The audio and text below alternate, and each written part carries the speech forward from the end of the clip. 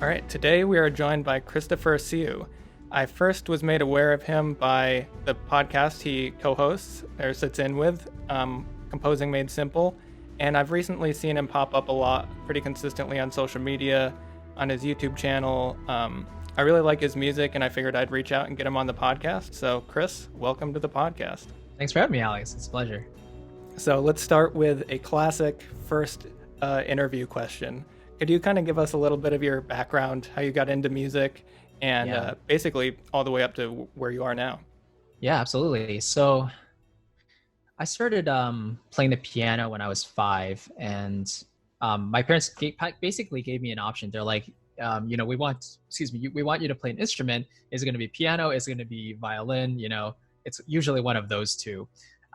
So I went with the piano, and I'm very thankful for that because just the nature of being able to play chords and melodies and everything in two hands at the same time is very helpful. So I basically was classically, and I went to high school. Actually, I guess I still had classical teachers then, but it was especially when I went into university. I went for a year of nursing actually, and then of course I realized like I not really made for this. I don't really enjoy doing this program. So then after that, I transitioned to the piano performance program at the University of Toronto. And so I think it was in the middle of my second year where I actually started composing orchestral music because one of my friends made me aware of what contact was. And, I had always listened to orchestral music at that point. So I was like, okay, that's really cool. Technology is so good nowadays that, we can produce these pretty realistic sounding mock-ups on our computers. So I guess from then on, I created my channel at the end of 2017.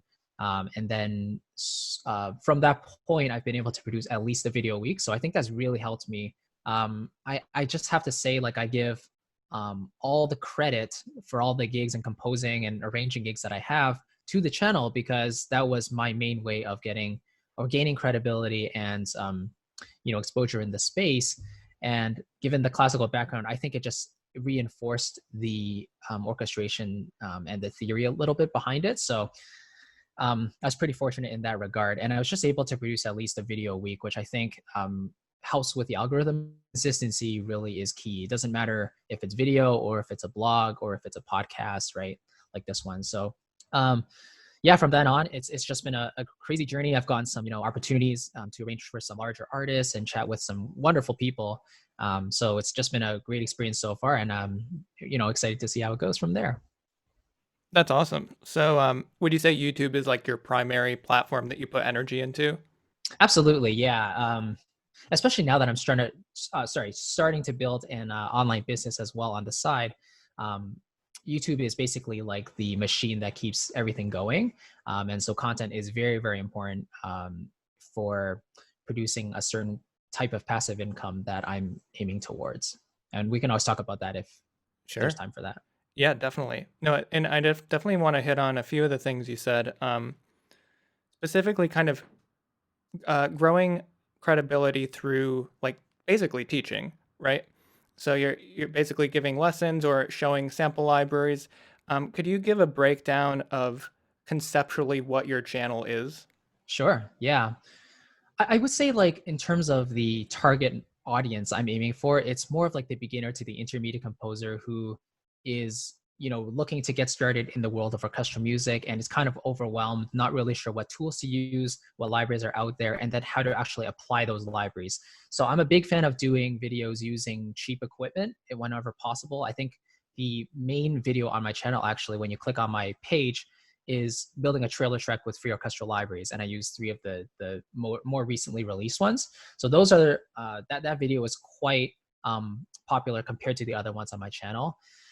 And then in between that, I really like to do some music theory analysis and some orchestration tips, sample library reviews, and some mixing things as well. So I'm kind of conceptually trying to split my content into different buckets, if you will, and trying to distribute it evenly, every so often. So for me, the most important thing is consistency. And if I can keep that going, but keeping the quality high as well, then, it's just a formula for staying relevant and, in the space, I think is pretty important.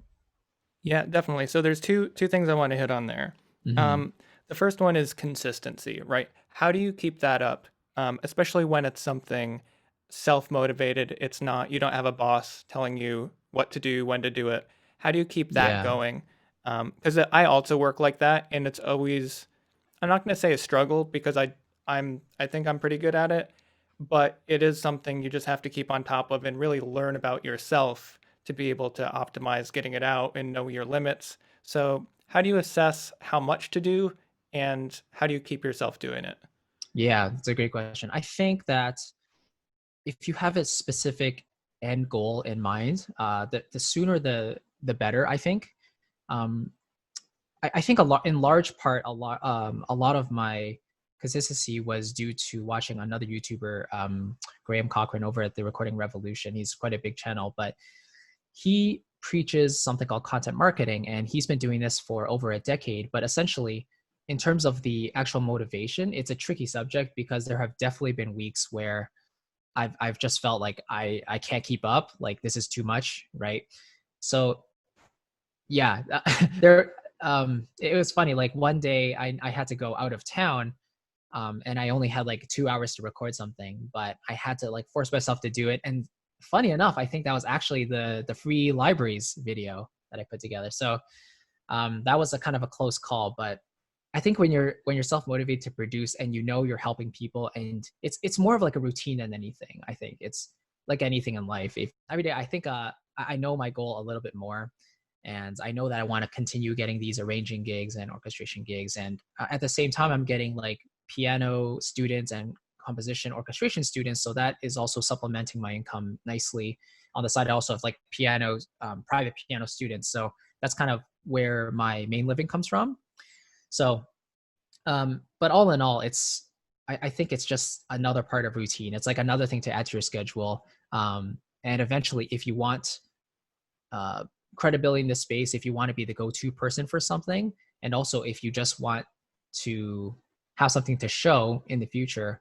Even a few months ago when COVID happened, I had a lot more time on my hands, right? So I actually batch recorded, it must have been like 10 videos or something, set out to go over the course of a month or so, because I was doing like 2 videos a week then. So now at this point, I kind of ran out of scheduled videos. So I'm going back to doing, batching the content. Like even today, I recorded 2 videos in the morning, set to go out in over the course of 2 weeks, one per week. So batching is very important if you want to keep up and not be pressured to force content. That's really cool. That's a good idea. The other thing I wanted to hit on is, so a lot of what you're doing is teaching, like I was saying. How do you balance the right amount of like input versus output, the right amount of teaching with learning?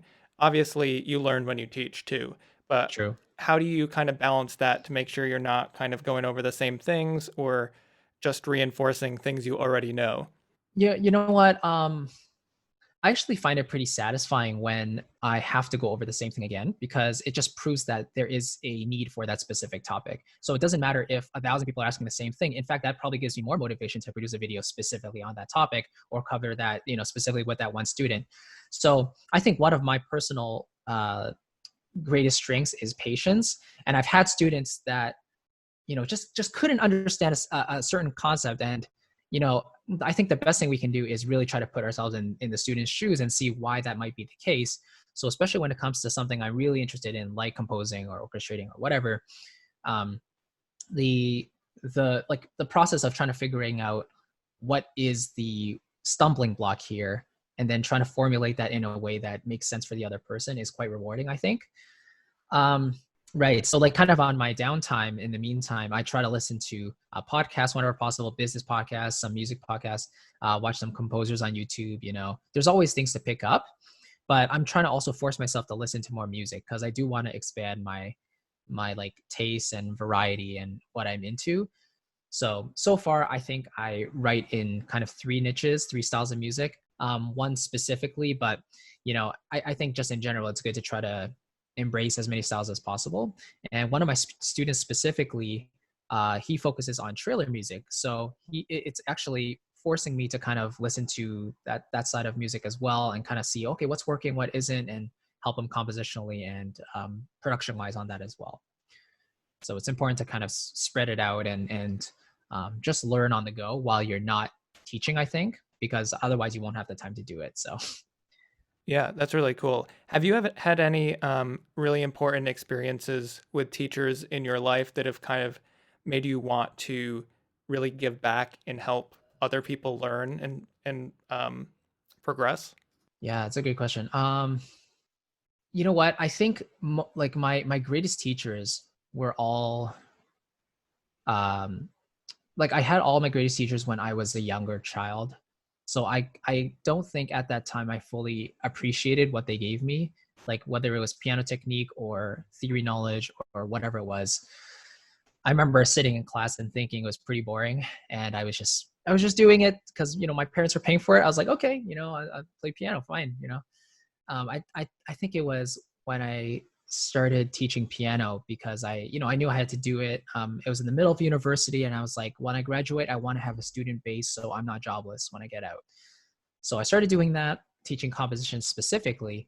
Then I was like, oh, this is actually quite rewarding. It's quite fun, and I think YouTube really helped with that as well. And not something that many people know, but I actually did card tricks for a time, and that kind of forced me to be that in itself also helped me to be a little more socially comfortable. And then being consistent on YouTube kind of forces you to be present every week anyway. So it's just kind of a process that developed for me naturally, I think. Oh, cool. Um, so I see you seem to be very involved with the composer community, having students, having a lot of online interaction. I see you on Discord, interacting with people. What are some of the biggest takeaways that you've learned from interacting with the community so much? Because I feel like I'm just kind of leaving my isolation and trying to become part of the community more so than just a loner writing music. Yeah, absolutely. Yeah, I think naturally so many of us are introverted, right? And we could sit in our bedroom studios for hours on end without leaving or do whatever. But in the same vein, it's also go online and make connections. And it's cliche to say that connections are everything in the industry, but I think it's super important, especially in this one. Um, so whatever communities you can be a part of, composer communities, um, even on YouTube, right? Like I at this point I probably have like 3 or 4 YouTube channels, but this is the one that I specifically am focusing on because it's the most related to what I want to do, and it's also one that I'm starting to find my niche more and more in. Like I said before, I think it's important because none of the gigs I have now would have happened if I didn't have my channel. Because I mean, I could post all my music on my channel, but then 1,000 other composers do that too. So what kind of credibility do I have? And I mean, so it's much less of a chance that like a director or a developer will come across your music and enjoy it. Rather, we should be putting ourselves out there more to increase the chances of those people finding us. So I think building connections is very important. And my personal favorite way to do it outside of making videos is when you actually join a group, introduce yourself, and then also have something to offer, whether that be a piece of advice or be open to receiving critique if you're like sharing a piece of music or something. All too often people join groups and just say like, oh, here's my music, and that's it. So making connections, the first thing you want to do is, I think, have something to offer them or give something of value first. And so that's what will naturally make the other person feel like they want to give back, right? Because that's just human nature, I think. So that I think that kind of comes back all full circle to the YouTube channel, because the educational aspect of it is giving away. And so if I um having these lessons and stuff, people want to give me something in order to help them take their careers further or take their knowledge further. So I just think it's very important to put yourself out there. It doesn't really matter what medium it is, as long as you're consistent on it, because if you're not, then it's going to die away and people are not going to be able to depend on a certain schedule of yours. Totally. What would you say your unique contribution is? Yeah. I think our niche in general is just not the largest out there in the first place. Like if you compare it to something like business or whatever, that is like chock full of, experts, right? Leading experts and fitness as well. So I think our niche in itself is growing all the time, but I think the fact that it's smaller gives the creators an advantage because there's less of us, right? So I think that's the first thing that we can be happy about, is that our market is growing, but it's also smaller in general. So if you want to go online and make a presence, then it's easier than ever before to do so and potentially get noticed. Um, but in terms of my own perspective, I think I could probably count on two hands how many regular content creators there are in our space. Actually, there's actually not too many, at least in my experience. Um, so I think everyone actually has something unique to offer. Like some people are more guitar based and percussion based. Some people like using loops and all that. Um, so I think from my perspective, coming as a classical pianist and having just this more traditional approach, which also affects the type of music I write and also the way I share information. Um, I think that in itself makes me a little maybe different. Also, I just think my experience with teaching piano over the past few years has given me an insight into what people may be asking at a certain point in the video. So like if I'm explaining something and I feel um oh, maybe what I just said didn't really make sense, then I think just instantly switches in my brain. I'm like, I should probably re-explain it in a different way so it makes sense, you know? And yeah, I think everyone just has a unique energy as well. So if you kind of enjoy the way I present information and the way I am, then I think that in itself is unique too. I think personality in itself is a very strong determiner of who follows you and who doesn't. It doesn't even matter if the information is like excellent. You could be presenting the best stuff in the world, but if you're boring and uncharismatic, then no one's going to care, you know, unfortunately. But Yeah, no, I think that's a really good point, and it's also it makes sense too that like since you have some experience with teaching people, you're not one of those YouTube videos where you're like, wait, what do they say? Rewinding like 10 times to try to get what they yeah. were saying, or fast forwarding, like watching it, 2 times speed because you're like, okay, get to the point, get to the point. Sorry, I was gonna say like that's something I think I'm just intrinsically aware of. It's like because I binge on YouTube all the time, like even if it's silly videos or whatever. So I'm like, I know if I wanted to skip to like 3 minutes to get them to start explaining, that I better not take 3 minutes. I better stick within 30 seconds to a minute, you know, because our attention spans are just getting shorter. And I think you're right about the personality, right? That in the end, I would think that's probably at least 50%. Because, Hmm. and I think it's also good because your personality draws people to your channel, which you seem like a positive, kind person, right? So Thank you. hopefully it draws similarly minded people to you, and you're not gonna fill up the comment section with a bunch of like assholes, right? So I think it's a win-win. True. True. Yeah, that's a great point. Yeah, yeah. It's yeah. It's I think there's a saying in business. It's like you are your target market, or you should be your target market, or something, right? So, Yeah. if you're trying to attract a certain crowd, then you should be that certain way too. But yeah, I haven't thought about that until now. Yeah, because people can spot when somebody's faking being Yeah, one of them, because yeah, there's yeah. those little like incongruencies that people Right. pick up on, like, I don't think this guy's one of us. Like, he's a fraud. Man, reputation can be ruined in a few seconds. It's so easy to take a misstep, Oh, but then yeah, again, being able to own up to certain mistakes as well is very important too. So that just proves the genuine nature of a person, I think. I agree. Um, so kind of go into what are your like long-term goals? And beyond that, this might be a little long of a question, but here I like to kind of focus more on the values that create these goals. So the things that matter to you. So for example, mine would be like growth, responsibility, and kindness, right? Mm, So these are kind of the foundation for my goals. And if let's say I want to do this or that, if I want to score AAA films or I want to do this, it needs to fit in with those things because in the end, those are what like are my guiding principles, not necessarily an arbitrary, or numerical, um, yeah, yeah, paper goal. yeah. Fair enough. Yeah, yeah. That's a great question. I think for me, it really comes down to first of all positivity because really in the world today, especially in this era, there's not enough light, right? And there's so many people that are just scared and depressed.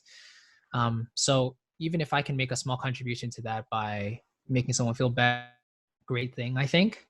Um, I think number two is generosity. And that is also quite, well, that's the thing. Like more and more today, we see sponsored videos and we see people pitching stuff. There's always something to trying to get you to buy something, and that kind of just comes off as sleazy and not very authentic, or at least it makes you seem slightly desperate. Um, so I think that just being willing and being happy to share what you have, um, it's kind of like what goes around comes around, or you reap what you sow type of thing. Hmm. So I think positivity, generosity, and I can think of anything else. Um, yeah, I guess even yeah, just those two are like I'm quite a simple person, so I feel like those two are kind of my guiding forces so far. And I'm a Christian, so I feel like God made us to be generous and share with the world as well. Uh, so in that way, I'm glorifying Him as well based on what He's given me. So like in terms of my long-term goals, I'd love to be able to arrange and score uh you know games and maybe some shows that I'm definitely interested in. And that's one of the reasons I'm trying to produce music that's kind of consistent to my certain style. Because I know that like if a certain producer or a certain director comes across and they're looking for that specific style, then as a composer or a musician, you want to be known for that specific thing, and you don't necessarily want to be known as a jack of all trades, right? So that's one of my purposes of putting my music out there, in addition just being happy to share it with the world, as every composer is. And I think the other thing is that, yeah, I find that arranging is such a fun thing to do, orchestration or whatever. So getting those opportunities comes when you can express a certain ability to do it on someone else's music or your own music, and you can share it with people, because then the more you produce and show people that we have a certain ability to do something, the more that people will build trust, or the more they would trust you as a content creator. And then people who are needing that certain service that you are talking about, they'll put their trust in you because you've already shown that you have the ability to do that certain thing. So for me, I'd love to work on more and more arrangements, and work on more of my own music, and then also at the same time build a passive income stream on the side. Yeah, awesome. Yeah. Yeah, I think that's all really cool. What are some of the things that you feel like you've sacrificed to pursue what you're doing now, or will have to sacrifice in the long term?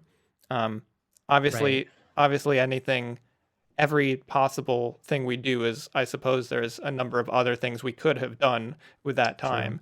But is Yeah. there anything specific that stands out to you with your life? Yeah, I think the one thing I would say that I've wasted is time.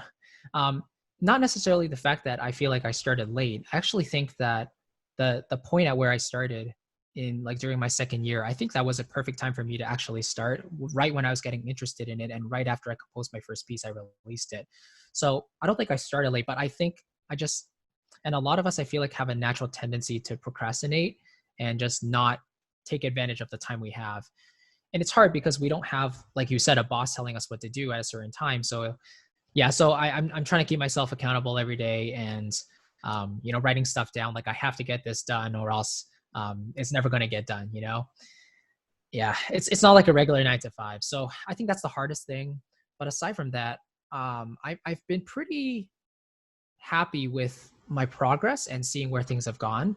Um, and to be honest, I did not expect to work with Tina Guo, or I did not expect to interview these people and get these opportunities with different musicians and composers and arrange for them. But I think that just all comes back to like, if you give, then it'll come back as well. So I think it's just the way it works. Yeah, and I think the new kind of system of social media and YouTube really has increased that even more, because information, at least in most ways, can be free, right? Yeah. It's somebody's Yes. putting it out there for free, and if you're the one that's doing that, um, you have an edge, right? Because Right. people are aware, they're grateful, and it cultivates like just a positive relationship, like all the stuff you've been saying. Right. And to add on to that, I think most well, a lot of creators have what's called like a scarcity mindset. Like if I give all my stuff away, then what can I sell? Or, what is there left to share?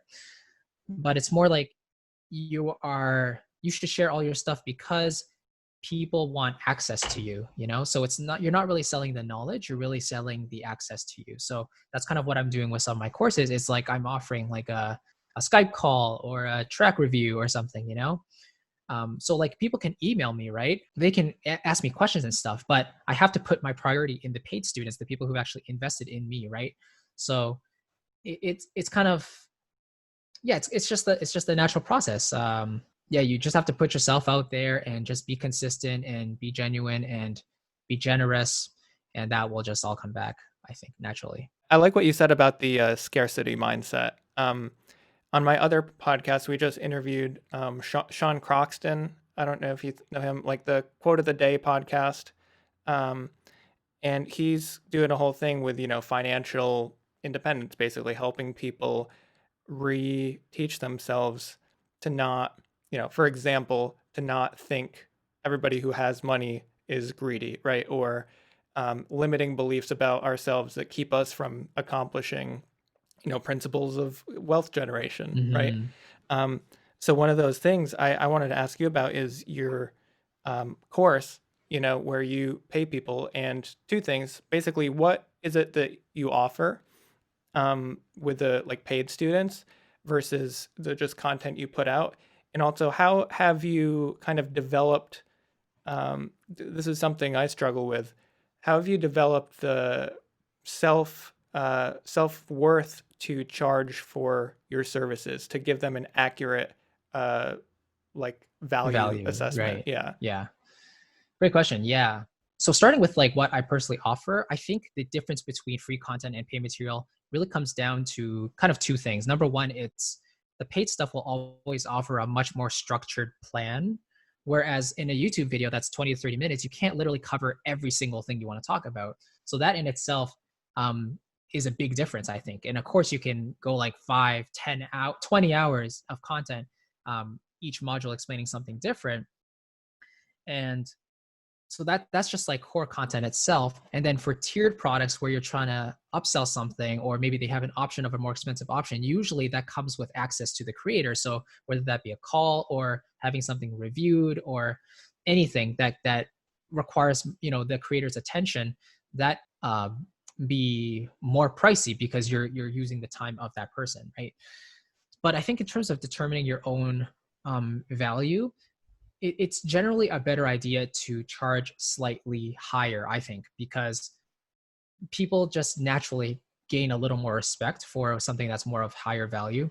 Um, so I think when I started out, my rate for like piano teaching was like $45, $50 an hour, Um, and at this point, I'm a little bit higher than that, but especially for the composing stuff, which I know is a more niche area, I can charge a little bit more for that. So I can charge more in general, I think, for areas that are not as big, um, just because like there are probably less of those creators out there, and then you can probably like you want to get access to those people, I think. So um, so yeah, putting a price on it can be tricky, but you kind of have to determine exactly what type of value you're providing. Like if it's just a regular lesson, then maybe you want to stay between, I don't know, $70 to $100 when you're starting out. Maybe when you're super duper experienced or high up in the industry, you can charge as high as $200, $300, $400 an hour. But it also depends on the industry. It's tough in terms of courses themselves. Graham Cochran, like a lot of this stuff I've learned from him. So in general, a good price range to start off at is between like $197 to $397 in terms of like a full-fledged online course. For something like a mini course, kind of like the promotion I'm running now, actually, over the like from 2 days ago until tomorrow. I basically took out some core modules from the full package, and they're available for individual purchase. So I've given them a discount, made them $50 each, opposed to $100, and I think that's just a good solid entry point for a lot of people who are kind of curious, but maybe don't have the means to invest in a full thing. But at least I'll have a higher chance of converting them because I've already shown that I can be trusted in what I'm teaching. content marketing is just really important and being consistent with it. Yeah, that makes sense because they know it, at least it's going to be like more in depth than what you put out for free. So it gives them kind Exactly. of a good metric to measure what they can expect against rather than just Yes. something out of thin air. Like, I don't Right. know, rolling the dice. I don't know this. Yeah, yeah, yeah, exactly. Have you noticed any kind of trends? This is something I ask every interview. Is there any trends in your own either um physiology that you feel like you've been able to harness? Like for example, I write best in the morning, right? I Mm, just have like a lot of stuff firing. I can go, I can get it turn out a piece really quick. Whereas if I went to do that in the afternoon, it would take maybe twice the amount of time. Is there anything right. you found with that kind of stuff with yourself? And beyond that, anything with your any students or any trends in students? Yeah. I think like most of us, or a lot of us, don't really like being morning people. I feel like most of us prefer to sleep in. But I feel like, especially if we're motivated to do something, then we're more naturally inclined to get up earlier. And I feel like when I give myself something to look forward to in the morning, then I tend to perform better in the morning. If it's like in the evening, it's after dinner, I get tired and it's Yeah. not as. And when the sun is up and when you have that energy, that can be very helpful and very productive at that certain point. Um, but yeah, in terms of students, I don't know. Like, I feel like my schedule is kind of busy enough that I don't really have too many trends of like, oh, this student performs better here or performs better then. It's just like, from 10 to 6 p.m., I have the same students, day in and day Hmm. out. So I don't really see the trends there. But I guess in terms of my performance, I perform better once I have uh, some food, once I have some energy, once I have some motivation. If not, then it's easy to get tired and disinterested, which is the worst. So Yeah, definitely. What are some of the things you do to prevent, burning out or getting worn out? Is it just kind of the variety you inherently have on your channel that, you're doing stuff that's more lessons, some are reviews, you get to experience not a lot of new sample libraries. Yeah, yeah. So you're talking about burnout in regards to actually producing content, right? yeah, Yeah. Uh yeah, I feel like that's a part of it. Because if I talked about the same thing every single time, then it would be boring, I think. But I think there's also something to be said for repeating similar concepts in a different way, and that's something that uh, a lot of creators can do. So if there's something that is asked about a lot, and then the creator has the knowledge and the know-how to actually explain it in various ways, that can be very helpful. So like over the past couple of years, I've created videos on my favorite like orchestral libraries, and those are some of my best videos, or best performing, I should say. But even now, like I'm thinking of doing a brand new sample library series where I'm talking about like specifically my favorite string libraries, my favorite woodwind ones, then my favorite brass ones, then my favorite percussion ones. So it kind of breaks it up into a different style, a different format. And then maybe if people want, I can focus on one particular developer and go through their libraries. So there's always different angles you can approach this same type of content. And I think that's kind of the fun in it as well as a content creator. So for example, I guess if you're doing podcasts, um, and you want to mix it up a little bit, you can always like mix up the way we interact with those people. Maybe if it's in person, there's other ways to connect. I mean, I'm not a podcaster, so I wouldn't. There's always a way to mix it up and keep it refreshing. I like your point about it being okay to retread areas, right? Because one of the things I feel like held me back for a long time was getting ahead of myself Mm, and straying away from the foundations of knowledge. And beyond knowledge, just the foundational principles in any endeavor. For example, when I started, you know, weightlifting or something, it was I was trying to focus on these little things. Oh, what angle should I do these you know, like this machine thing at?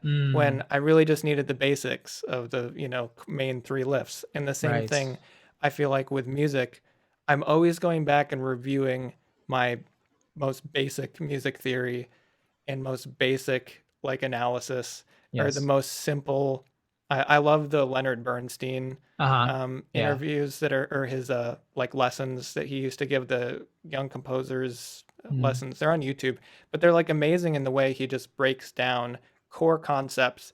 You know, melodies have this function, and just to mm, even remember those and not get caught up in, oh, I was too busy thinking about, you know, the how this you know, the tensions on these chords, and I forgot to even worry about just function. So yeah. I like what you said because I think it speaks to it being good to reinforce what you already know more than the bells and whistles necessarily. And it's important because like your audience is a big asset as well. Like if they like a certain thing and you invite them to leave comments, then they will let you know what they like, and that gives you a great indication of what you need to produce, and that in turn will bring the views and the engagement, and it just keeps on going from there. And people will just naturally ask, like, can you elaborate a little more on that, or something here was not really clear, so can you chat about that a little bit?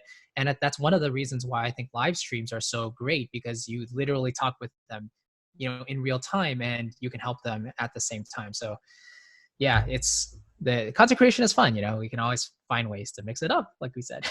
Yeah. Can you talk a little bit about sample libraries, kind of as an overview? Because I see a lot of people get super bogged down in looking at sample libraries. So Yeah. I think I like your channel because you know you break down the pros and cons. You give a good kind of accurate, accurate look at a bunch of Thank different you. products.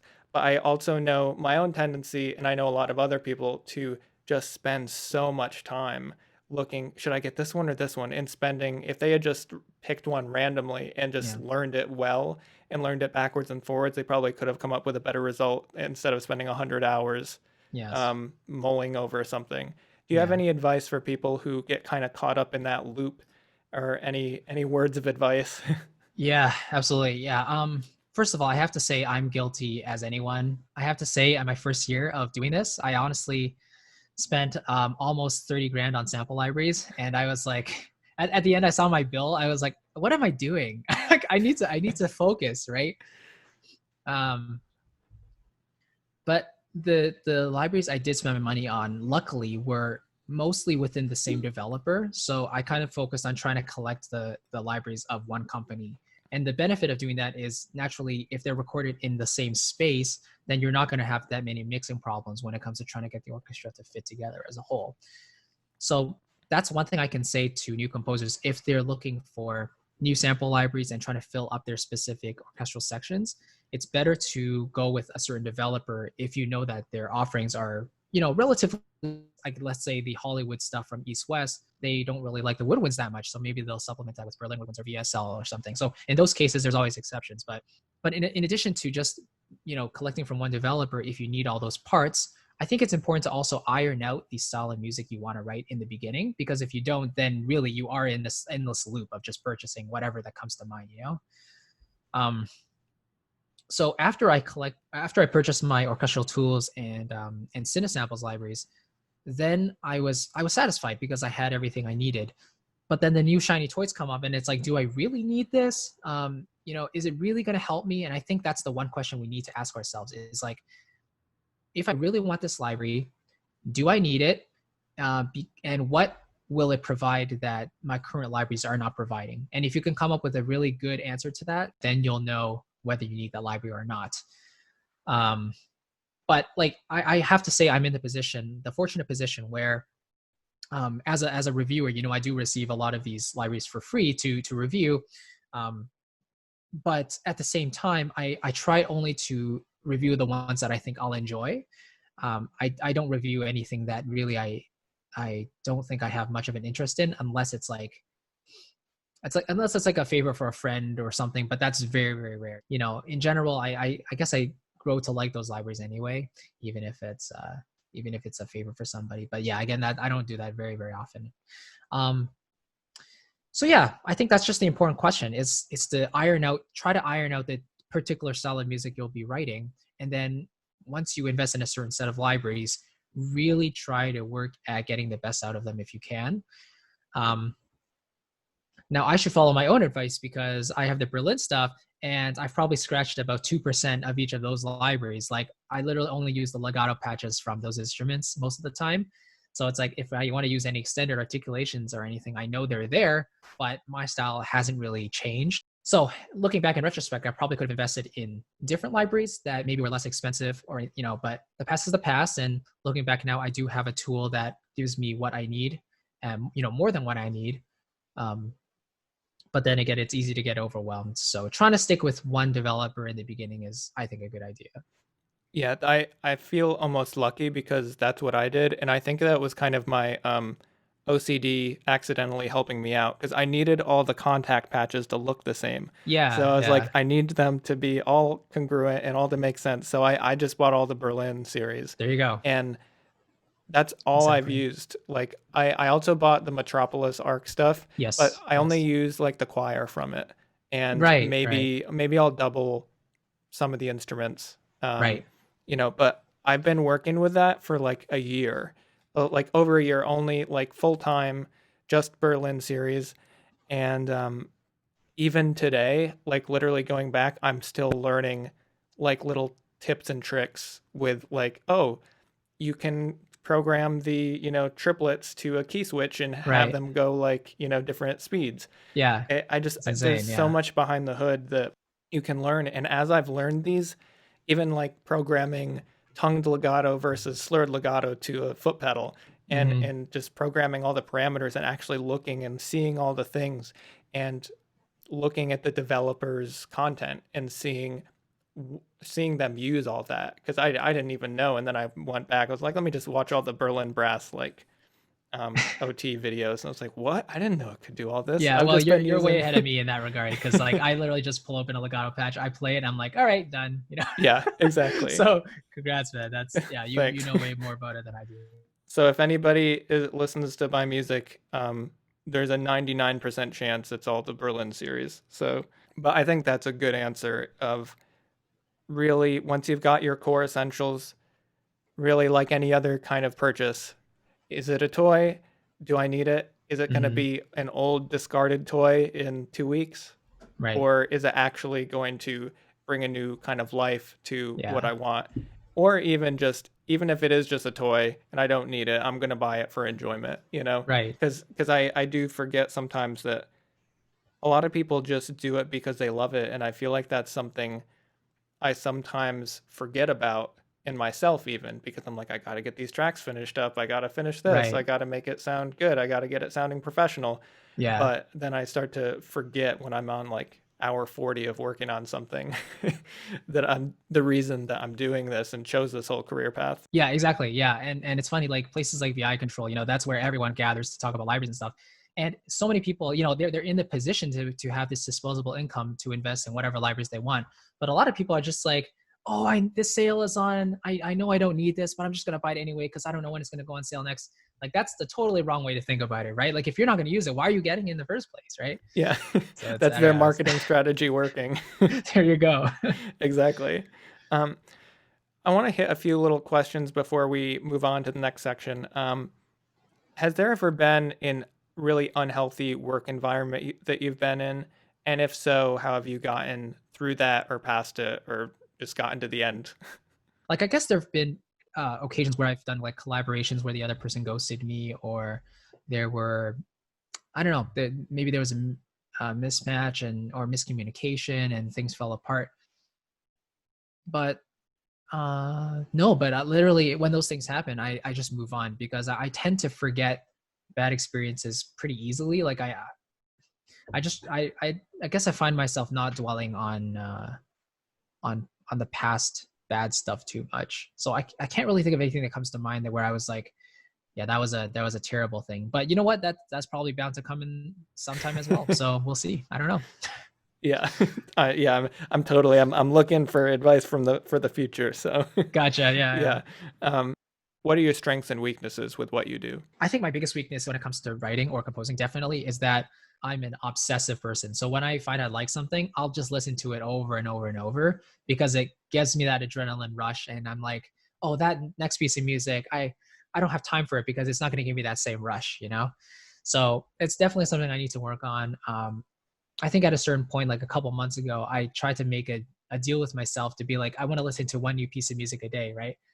Um, but that works for like 2 days, and I was like, okay, I want to hear my old stuff again. So so it wasn't.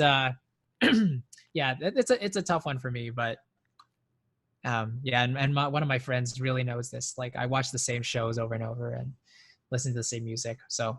Um, so yeah, I think that's my biggest weakness. But in terms of a strength, I guess in terms of music making, I'm just very fortunate to have a solid foundation of like classical training as early as I did as a kid. Because I think what we have the RCM here in Canada. That's like the piano standard, Royal Conservatory Music. So I took RCM grade 10 when I was 10, and I took ARCT, which is like level 11, when I was 14. So at the same time, I had to know those theoretical courses at the same time to get the certificate and the diploma. So I think like I would probably not be as fluent in specific musical topics as I am today without, you know, the background of music theory and all that growing up.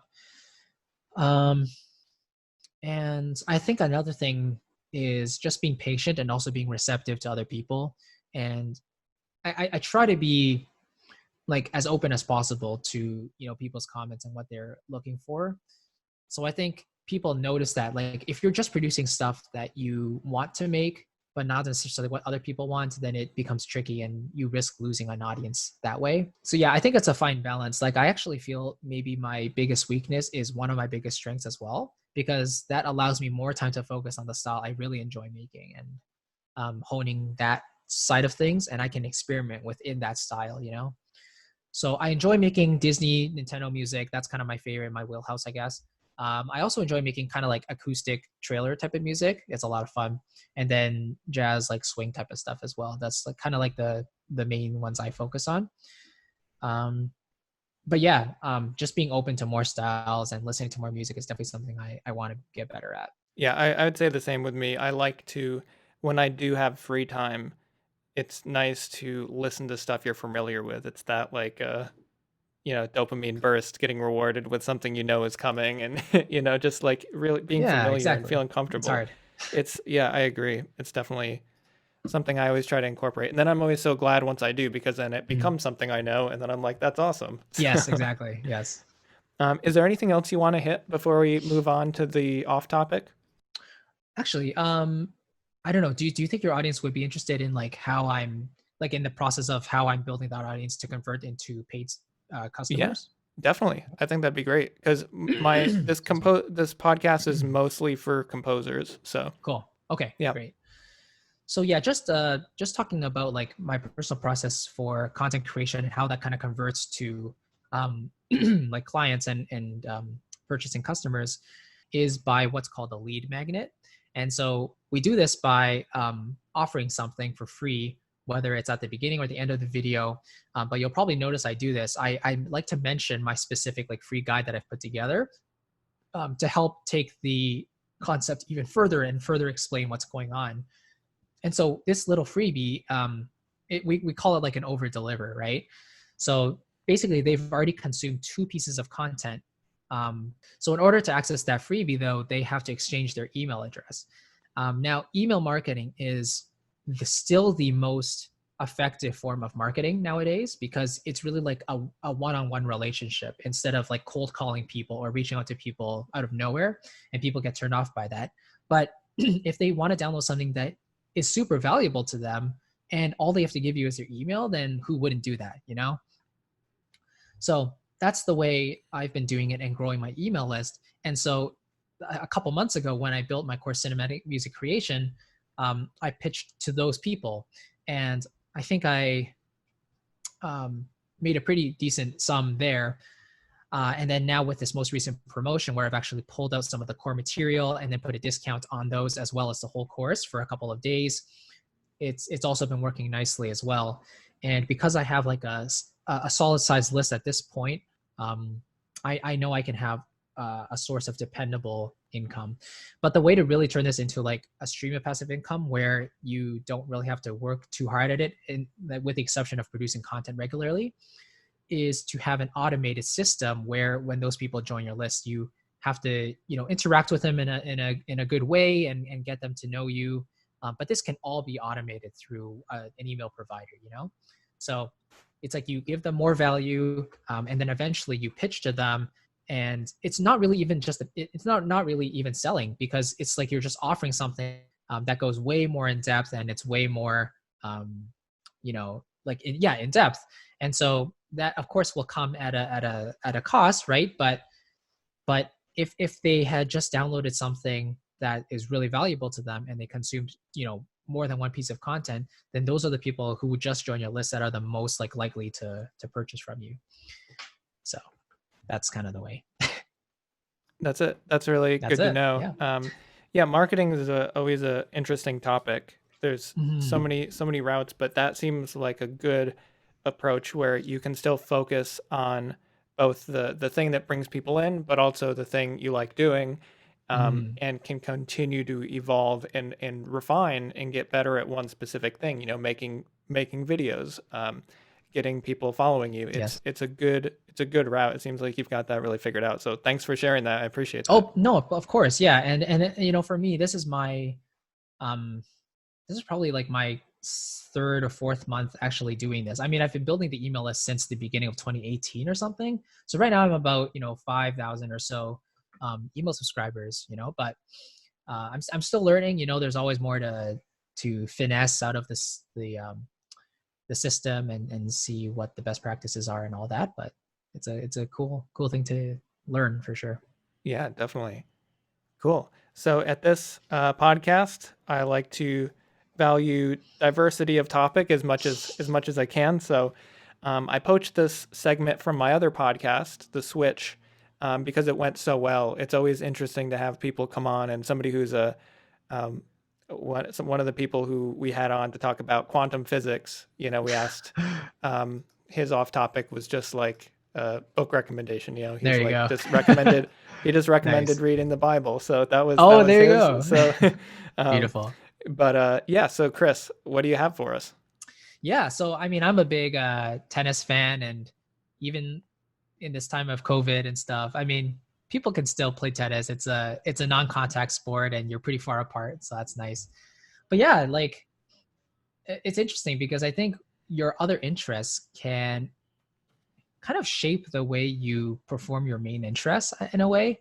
Because like I'm a big fan of like certain tennis players. Like I love Roger Federer, so he um has a very graceful way of playing and holds himself very well. He's like kind of this role model for the sport, really gentleman-like figure.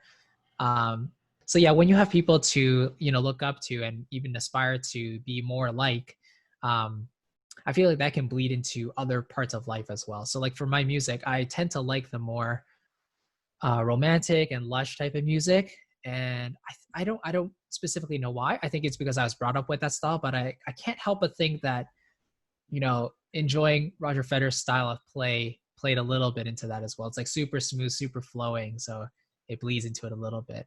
Um, yeah, I feel like tennis is underappreciated, but what can you say? Uh, yeah, just Yeah, that's I don't. awesome. Yeah, No, yeah, I it's a lot that's of really fun. cool. I think that's actually super important what you said with that other interest shaping your main interest. Yeah, I can say that's absolutely true for me. Um, the kind of music I write is much more like aggressive, kind of battle in your face music. And right. I do think part of that was shaped by my like second hobby, which is weightlifting. Oh, And, there you you know, go. like Yeah, 5 years ago, I used to do like physique competitions and stuff. So it nice. was a very, you know, you go in and you lift heavy weights, and I really do feel like there's a connection there. I don't know Yes. how much it's just who I am gravitating towards both of those, but I Yeah. do think you learn different things from, you know, crossovers. For example, just how strict I had to be with, I eat this meal that this time and this meal at that Mm, time. That kind of structure really carried over to how I work and how right. I structure my days. You know, I have on my GCal, I have every single 30-minute block of the day planned out for exactly what I'm going to do. And I have it broken down like weeks in advance, just so I know. Obviously, I don't keep 100% to that, like not even Sure. close, but Right. it's a Right. good guideline to Yeah. know that as long as I get like 80% of this, I'm going to be on Yes. track and I know what my goals are. And it's a kind of a long-term assessment of where I want to get to, but broken Yeah. down very analytically. So I think that was 100% a carryover Right. from the other discipline. Yeah, that's very interesting. Like while you're talking about that, I was just thinking, what about tennis makes me like really enjoy the sport? I think the fact that you get to swing at a ball and then when it connects in the middle of the racket feels so good. And then when you and then also just like watching a tennis match, there's a lot of rhythm involved.